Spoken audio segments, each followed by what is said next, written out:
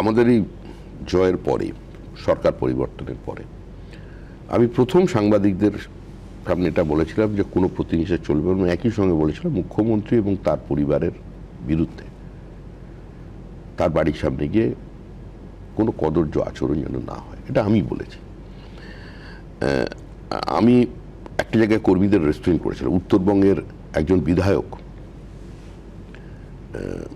তার নেতৃত্বে বাড়িতে খেতে বসেছে ছেলে ভাত, তার মায়ের সামনে তাকে পয়েন্ট ব্ল্যাঙ্ক রেঞ্জ থেকে গুলি করে মেরে দিল, বিজয় উল্লাস করলো। সেদিন যদি আমরা না থামাতাম না, লিঞ্চিং হয়ে মারা যেত। যে ক্ষোভ এবং ক্রোধ মানুষের উপরে আছে। বাবার সামনে মেয়েকে গ্যাংরেপ করা হয়েছে, মহিলাকে সম্পূর্ণ বিভ্রস্তা করিয়ে তার সামনে বসে তাকে দিয়ে চা বানানো হয়েছে, বিস্কিট বানানো হয়েছে। এর যদি আমাদের কর্মীরা যারা বিজেপি করেন তারা যদি এতে বিশ্বাস করতেন তাহলে এরা বাঁচতো না, ছাড় পোকার মতো টিপে মেরে ফেলতো মুহূর্তের মধ্যে। কিন্তু বিজেপি আক্রমণ করছে না। এই যে 4 ঘন্টার বিজেপি যারা এটা করছে, এই বিজেপি কর্মীদের, নেতাদের, বিধায়কদের দায়িত্ব হচ্ছে তাদের চিহ্নিত করা, তাদের বিচ্ছিন্ন শুধু করা নয়, তাদের বিরুদ্ধে ব্যবস্থা নেওয়া। ব্যবস্থা মানে আইনি ব্যবস্থা।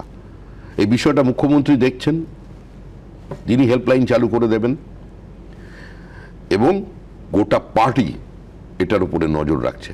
যে যেখানে বিজেপির যে দায়িত্বে আছে তাকেই দায়িত্ব নিতে হবে। যে বিধায়ক নির্বাচিত হয়েছেন তাকে নিতে হবে, যে বিধায়ক নির্বাচনে প্রতিদ্বন্দ্বিতা করেছেন বিজয়ী হতে পারেননি তাকেই দায়িত্ব নিতে হবে।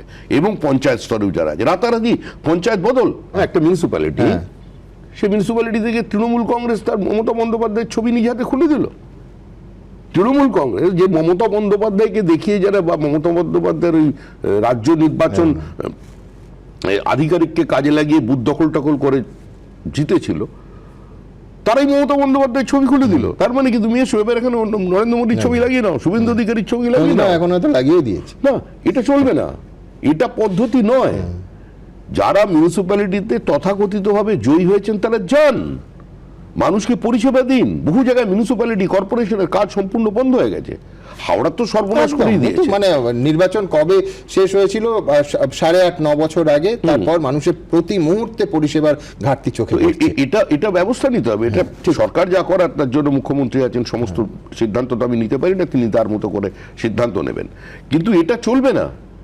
তুমি বুথ দখল করে জিতেছো, বিজেপি কর্মীকে খুন করেছো, বিজেপিকে পিটিয়ে জিতেছো, জিতে তুমি কাউন্সিলর হয়েছো, বিজেপি কর্মীদের উপর আক্রমণ করেছো, সে পরীক্ষায় পাশ করা সত্ত্বেও তাকে তুমি চাকরি দাওনি, আর আজকে তুমি নরেন্দ্র মোদীর ছবি নিয়ে রাস্তায় নামবে।